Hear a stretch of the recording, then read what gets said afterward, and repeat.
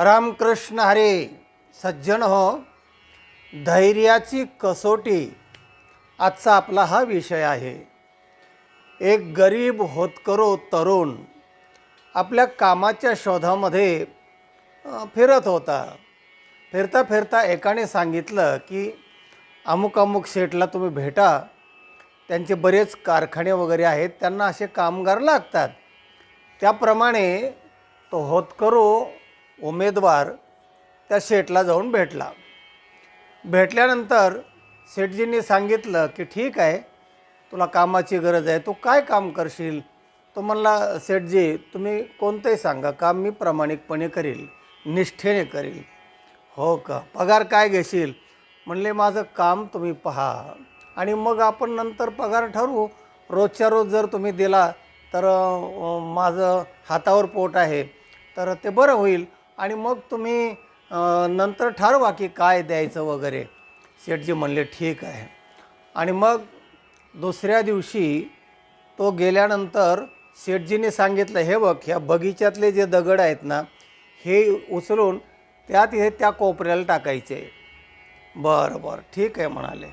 आणि मग त्याने ते तास 2-4 तास काय जातील त्याप्रमाणे ते दगड उचलून त्या कोपऱ्याला टाकले.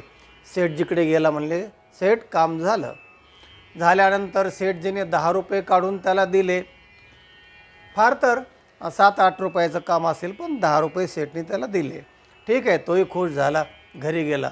दुसऱ्या दिवशी येऊ? हो ये म्हणले, रोज येत चल. आणि दुसऱ्या दिवशी गेला, पुन्हा तेच काम.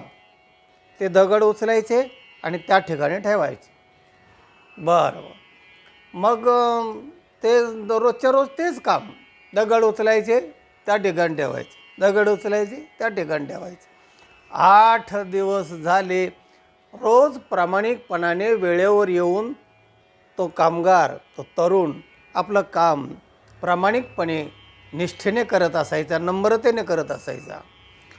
आणि मग 8 दिवसामध्ये शेठजीने त्याची परीक्षा घेतली. हे ज्याला आपण धैर्याची कसोटी म्हणतो ना, ती कसोटी थोडीशी पाहिल्याशिवाय माणसाने कामगार नेमू नये, अशासाठी हा व्हिडिओ आहे. त्याची पारख करता आली पाहिजे. शेठजीने पारख केली आणि मग 8व्या दिवशी जेव्हा तो काम करून शेठजीकडे आला, म्हणले, काम झालं शेठ.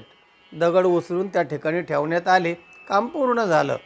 शेठजीने 8व्या दिवशी खुर्चीवरून उठले आणि त्याची पाठ थोपटली.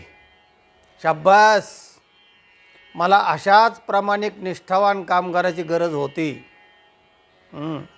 तुझ्यासारखे तरुणच जीवनात यशस्वी होतात.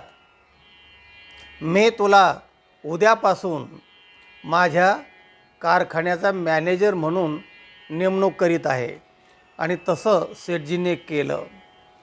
मुद्दा सांगायचा असा की आपण अशा पद्धतीने जर मालकाशी सहमत झालो, अशाप्रमाणे जर वागलो, तर कामाला कमी नाही. माणसं खूप आहेत, पण कामाची माणसं, काम करणारी माणसं फार कमी आहेत. काम चुकार माणसं, काम कमी आणि पगार जास्त मागणारी माणसं अशी खूप आहेत. पण चिकाटीने, निष्ठेने, प्रामाणिकपणे, नम्रतेने काम करणारी माणसं कमी आहेत. म्हणून एक सुभाषितकार सांगतो, आदमी आदमी तो बहुत है, आदमी का है सुकाल, जिस आदमी का काम है उसे का है दुकाल. म्हणजे क्वालिटी कमी आहे, क्वांटिटी खूप आहे. संख्यात्मक माणसं खूप आहेत, गुणात्मक माणसं कमी आहेत. त्याची गरज आहे. तेव्हा माणसाने गुणाच्या आधाराने जर आपलं वागणं ठेवलं, तर त्या माणसाला जगात काहीही कमी नाही. तर अशा माणसाची गरज समाजामध्ये आहे. एक सुभाषितकार याविषयी सांगतात की काही माणसं आळशी असतात, जसं होईल तसं होईल, दैवात असलं तर होईल. कामाच्या इंटरव्ह्यूमध्येच ते सांगतात, हां बरं तू काम करणार, हो काय काम, काय करशील, काय सांगाल ते ऐकल म्हणाले. इंटरव्ह्यूमध्ये बोलतोय तो. दुसऱ्या म्हणले मग पगार काय घेशील, तुम्ही महिनाभर माझं काम पहा आणि मग काम पहा आणि मग ठरवू आपण.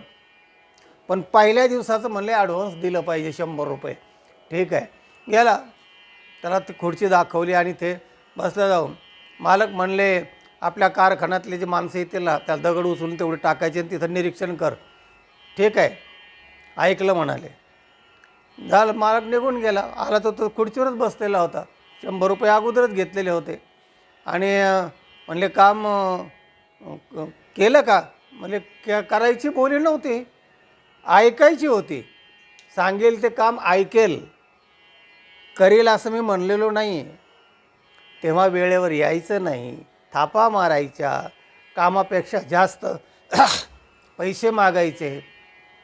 मुलाखतीतच पगार इतका दिला तर मी काम करील, इथूनच सुरुवात. अजून मालकाने काम त्याचं पाहायचं आहे. अशा माणसाला काम जगात मिळणं कठीण आहे आणि मिळालं तरी ते टेकणं कठीण आहे.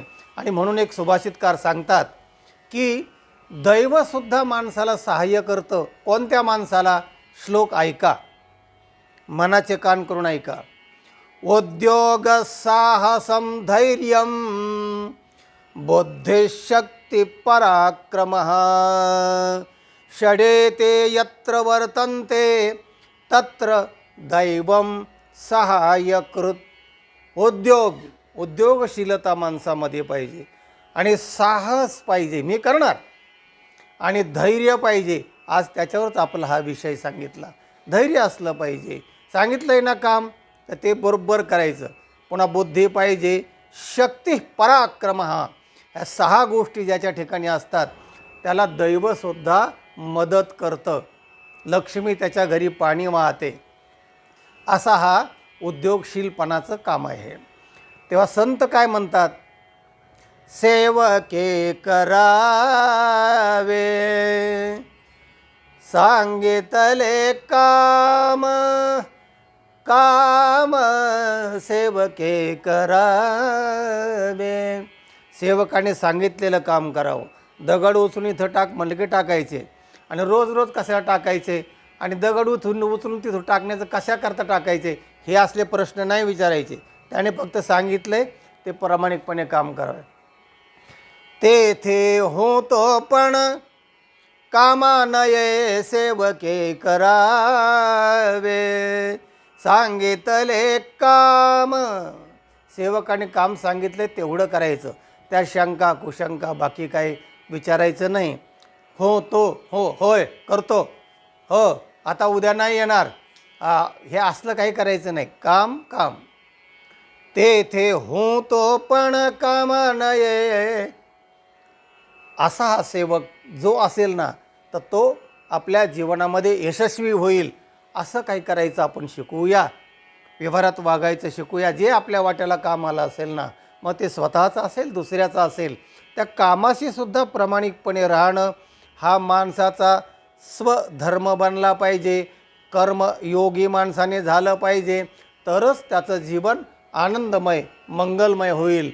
असा या व्हिडिओचा तात्पर्य अर्थ आहे. धैर्याची कसोटी.